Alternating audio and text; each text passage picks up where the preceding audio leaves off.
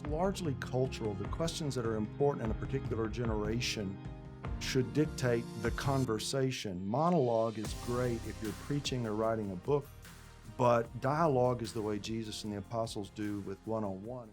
Faith, doubt, cultural theories, and a side of marijuana. We're talking about all of it with Dr. Ted Cabal. He's professor of philosophy of religion here at Southwestern Seminary, and he has got a lot to share. Dr. Cabal, thank you for coming on Ministry Now. I'm sorry, I can't hardly keep from laughing. That was great intro. That was a zinger, all right. What our viewers don't know is we have already had an amazing time talking with Dr. Cabal. He is a wealth of knowledge, and his personal history is quite fascinating. Dr. Cabal, would you tell us a little bit about how you came to faith? I was a kid raised in a home that thought it was Christian, like many folks in the United States. My parents, if you'd have asked them, would have said they were Christians. But I learned early that God didn't matter. We didn't read the Bible. I thought Christianity was irrelevant. I fell asleep toward God somewhere in elementary school. I remember it. I remember distinctly my heart saying, this is unimportant, and said no to God. So I wanted to become a professional musician, a rock and roll guitar player, learned how to play guitar in elementary school. By the time I was in high school, I was traveling with professional. When I say professional, I mean just little bars and things, not any big money for sure, wanting to be big time. And I was a increasingly atheistic kid in high school. Eventually, this is why I say God has a sense of humor. I had a lot of hair and it was very long and a beard, and I was an atheist, and I made fun of Christians. And I was in a band in Colorado at the time, having traveled to Europe and just run around like the prodigal son. And while I was in Colorado at the age of 20, I could see that there must be a creator looking at the night sky. And my heart began to awaken to the fact I didn't know the word sin. If you said sin, I would have laughed. But I was aware that there was something terribly wrong with me that made me ashamed. And I even had this recurring fear that if there were a God and I were to die, I'd be in trouble. The very God that I didn't believe in. So we drove back to Texas to get music equipment and marijuana, which is kind of interesting and be the opposite today. And our old school bus we were driving in broke down. And I got stuck in Arlington, Texas at my parents' home while the bus was being repaired.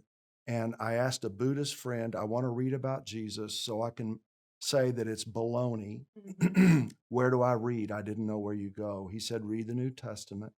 I can see God was at work with the sky, with the heart, and now a person who didn't even believe pointing me to the Jesus of the New Testament. I opened the book and I began to read about Jesus, and I was captured. He became alive. And that's how my story started.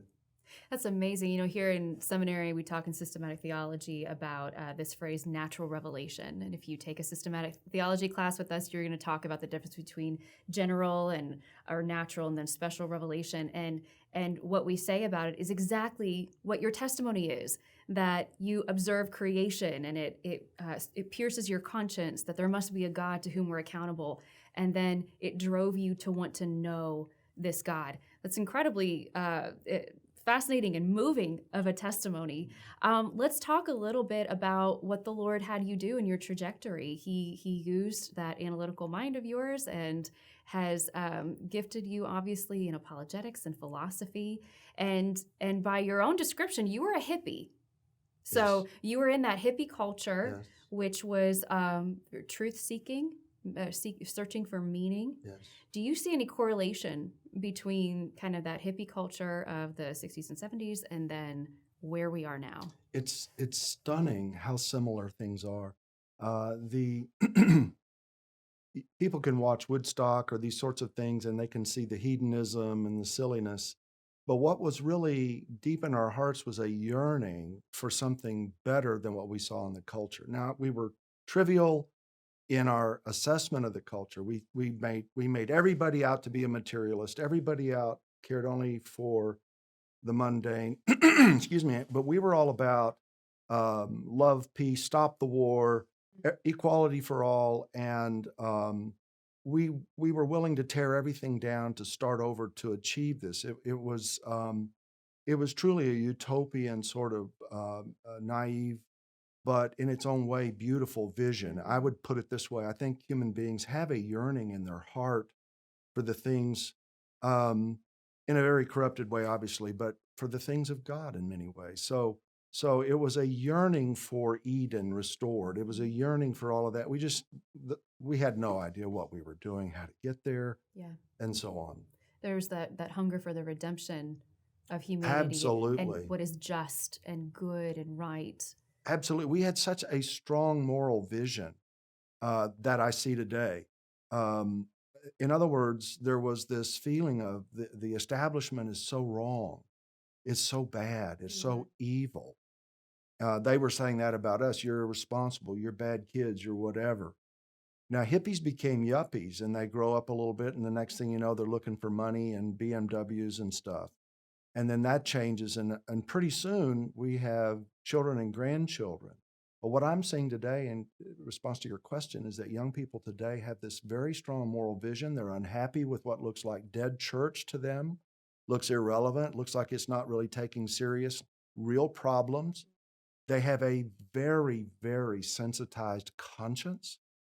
Now, it would be unfair to say that just as my conscience was sensitized correctly, I think it would be incorrect to say that what we see today is really the right way of thinking about things necessarily. But it's not necessarily bad that people want to have a high moral vision, but it's so scattered. And I've watched through multiple generations now what can only be called a free fall, leading to a moral vision now that's really upside down.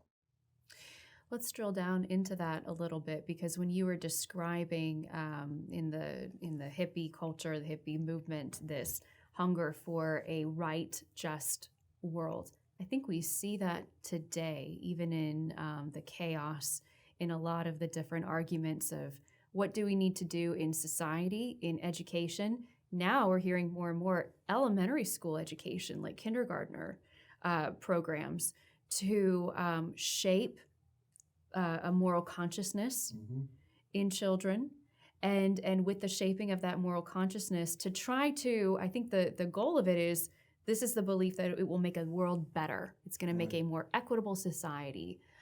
And yet there seems to be kind of a pernicious downside of that we're seeing, of constantly, I guess the word would be deconstructing society, deconstructing history, deconstructing now our Christian faith. What's the right perspective of it? And for our viewers, by deconstructing, we mean you essentially are dismantling whatever was there, and whether that is knowledge or tradition, and you are throwing it all into question and looking for perhaps how it has been corrupted, and then how we can free ourselves from that. Is that a fair way of describing Yeah, I it? mean, technically, deconstruction, of course, goes back to a movement associated with Jacques Derrida, one of the early postmodern thinkers. But it's come to mean, of course, as you described, the way people want to dismantle, as you put it, the structures that are considered, and these can be any number of structures that are considered to be harmful to human beings, or just they're out of touch with reality, or whatever reason that you may want to just tear down an old barn, it's full of rats or whatever. And that's the way this might be viewed. I can talk on the one hand about the way in which there are technical ideas that arise in the ivory tower of philosophy that I find interesting, and some of your hearers would find interesting. But what I would prefer to say, so instead of talking about Nietzsche or the existentialists or the deconstructionists or whatever, it seems to me one of the helpful ideas I've heard is that the way these ideas in the ivory tower, which are often not very easily understood in their source. I mean, how many people can make much sense out of, say, for instance, Hegel? I mean, he's hard to read in translation, right? But he was the most influential Western philosopher of the 19th century. What instead happens is their ideas filter down through their students to lower levels of education until eventually they become slogans or they become parts of art.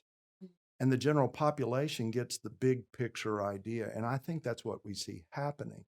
Just as I went from listening to the Beatles as a kid, and we're listening to little pop love songs, pretty soon it's transcendental meditation, or it's turn out the lights, flow downstream, it's drugs, or eventually it's imagine there's no heaven, no hell. And all of those ideas weren't particularly profound, but they were influential because not that Lenin was, say, an intellectual, but because he spoke to a need in the heart to have something on which to anchor. What I've seen happen is that without anything upon which culture in the West now can say this is our anchor, whether it's Greco-Roman or it's Judeo-Christian or whatever, those are all considered in many cases bad or dangerous now. So the great book series or Western philosophy is hegemonic. You should be looking at some other kind of philosophy. Doesn't matter if it was influential.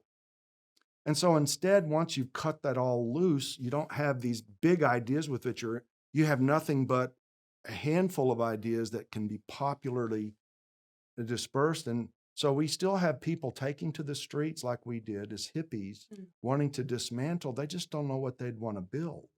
Well said. Yes, there's this chronic deconstruction, but then where do we go with it? And I know some things I look at in the news or different efforts of certain contingents of society, and you think, where's the bottom? Kind of, when do we hit the bottom? When you were talking about an anchor, it seems like so many of these things are appealing to a belief in a corrupt authority, whether it's the corrupt authority of religious influence, or I know in feminist studies, so many feminist interpreters say it's a corrupt authority of patriarchy that has infected the Bible, for instance. Or in the news right now is this debate over whether the filibuster is itself racially discriminatory because of the origins that it came from. So all of these things seem to be appealing to authority and whether we can trust that authority. Where do you go with that? Where do you go with someone who has so deconstructed everything that they don't have a place to land? If you were talking to a student, to especially I think about that Generation Z that is coming up and all this has been mainstream for them, where do you start? Yeah, it's a wonderful question. I think we should have conversations where people can express their hearts and minds. I've learned the hard way by teaching apologetics for a long time and then starting over because I felt that I had followed a sort of textbook debate that was current rather than really looking at the genius of both the New Testament and the entire history of apologetics. And it's largely cultural. The questions that are important in a particular generation should dictate the conversation. Monologue is great if you're preaching or writing a book, but dialogue is the way Jesus and the apostles do with one-on-one. And so I love to get with any age person and find out both what they're thinking, and then it's also helpful for diagnosis. I want to hear them describe the kinds of answers that you just raised. So it's easy for them, just as it was for me as a young person, to think about all the hypocrisy of Christians or of the culture or whatever that I wanted to tear down. What wasn't so easy is if you would have really asked me, well, explain your views. So for instance, I remember, oddly enough, I can remember some things from those sad days, that I believe people were born as blank slates. So you're describing teaching children in schools at a very early age. There was a period in Plato's dialogues where Socrates isn't sure that virtue can be taught. This is a very virtue-driven initiative. Let's tear down the old idea of whether it's patriarchy or it's genderism or even any kind of past structure. We're teaching it. So what is that? That's not, it's a belief that there is kind of a blank slate, but we're going to train these kids. It's a really odd sort of thing, however, with this idea over on the other side that we're products of naturalism or particularly, a kind of evolutionary ethic doesn't make sense. Why teach anything? And in other words, the ideas continue to fight against each other. They're not stable. And so it may look funny to have an authority, but everybody's kind of got one, don't they?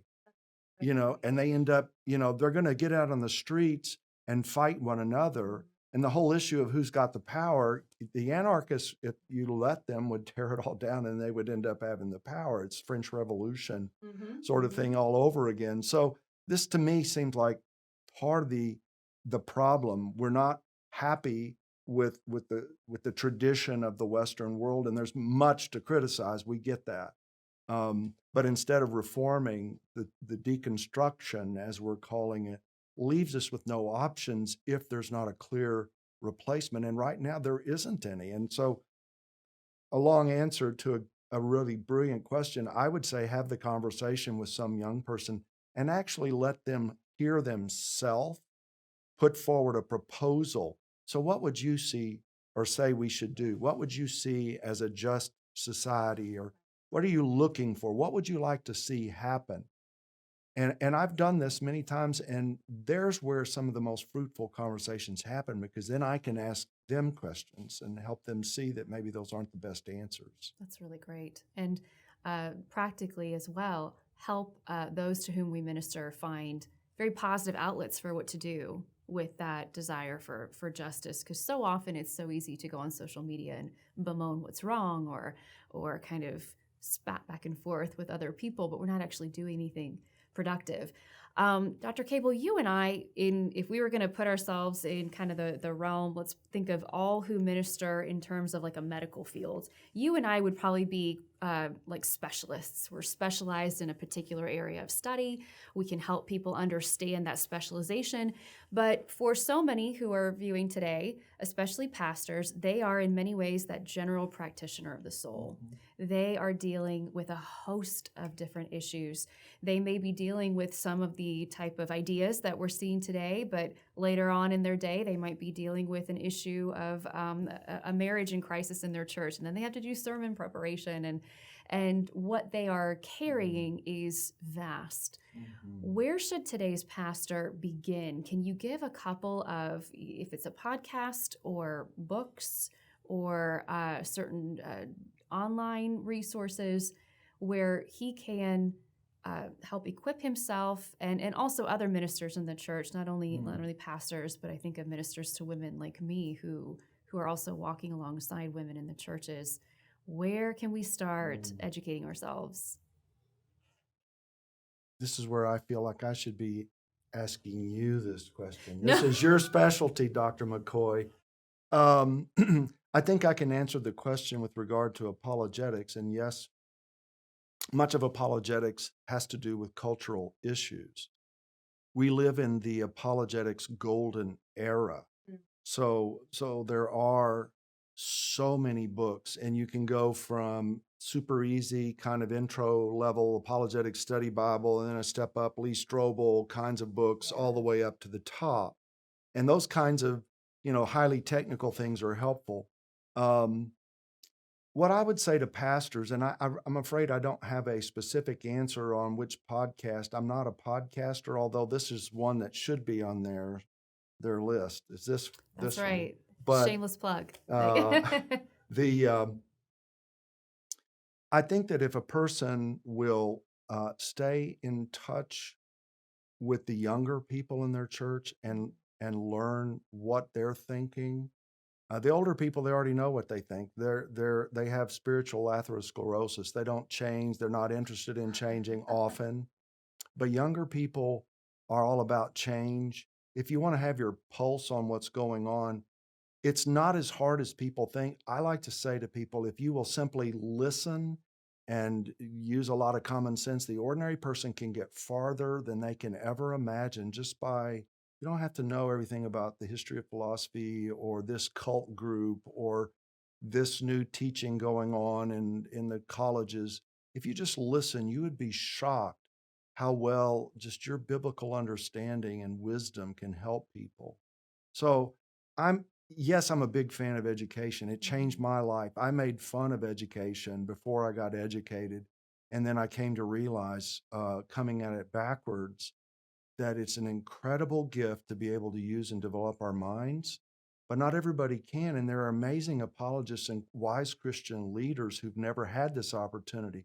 So whatever level to which you're called to education and level of interaction with these ideas, you can understand the main stuff, the big picture. Trust that you're making sense of it, and then you can grow from there. If you just go, man, who can understand that? Well, then you don't get started. You have to say, I think this person really means what they're saying. They really don't believe that there are two fixed genders, or that there are, that there really is an essential human nature, that we really are malleable and can make ourselves whatever. And once you adapt to that, you heard a young person say, you don't need to know the thinkers who came up with those ideas. You can begin to have very helpful conversations. That's really good. It sounds like what you're saying is not discounting the relational presence and the impact that can have on those in your church who are questioning. Absolutely. And I've tried to teach students that, unlike the way I originally taught apologetics and philosophy, my goal would be that everybody could learn way more than I know and have every kind of, understanding that would be helpful, because it is a tool. It's helpful. It's so good to have these things. But in the end, the most important aspect is the conversational and relational. That's how you connect with people. That's how you make changes in people's life. I've been able to take cultists and people who are, atheists and all kinds of, you name the kind, and kind of whip them in a little debate. And it didn't get anybody closer to the kingdom. And I learned the hard way, the wrong way, that by relationship, by honesty, by admitting when I don't know the answers and I'm looking to, I know Jesus, but I'm not God. I'm not omniscient. So it's okay for me to say, that's a good question. I don't know the answer. Can we meet next week? And then guess what, Pastor? I go home and I read a book on that issue, whether it's science or philosophy or history, or they're talking about transgenderism and I don't even know what it is, or, you're trying to keep up with all of the latest stuff. You say, I don't know. That's a great question. What's wrong with saying that? And now you got a new opportunity to get together again. That's so great. I have yet to hear a person say that they came to faith in Christ by being shamed or logically defeated into the gospel. Absolutely right, isn't it? And I would have been angry at Christians in those, my psychology of conversion. I can remember what I was thinking. It's strange that I can still remember, because it was such a bitter, we remember bitter smells and tastes. It was a bitter, lost feeling and anger toward God and toward his people.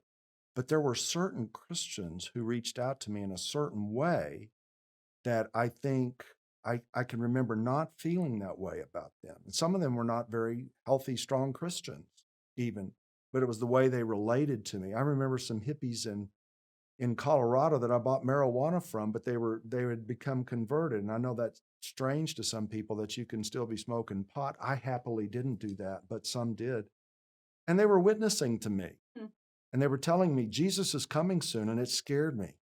It made me want to go to a sunrise service as an atheist in Colorado Springs. That makes no sense at all. I remember the confusion. And this is the sort of thing that we shouldn't expect that people we're talking to are a specialist like you, who really have their thoughts organized and are clear. They have little bits and pieces. If you're talking to a really highly educated person, then it's a little different. That's great. Dr. Cabal, thank you so much for spending time talking to us today. It's been my pleasure. And thank you, as always, for tuning into Ministry Now. We hope that this episode, like all others, are a meaningful and edifying part of your own discipleship and ministry. And we have a very special opportunity that we want you to know about. September 27th through 29th, we have the Ministry Now conference right here on our campus in Fort Worth, Texas. Just go to swbts.edu for more information about the conference, and all of our classes are available online as well. Both summer and fall classes, you can find out more information about that online, and find us on social media. We're on Facebook, Twitter, and Instagram. This is Ministry Now. Until next time, live your calling.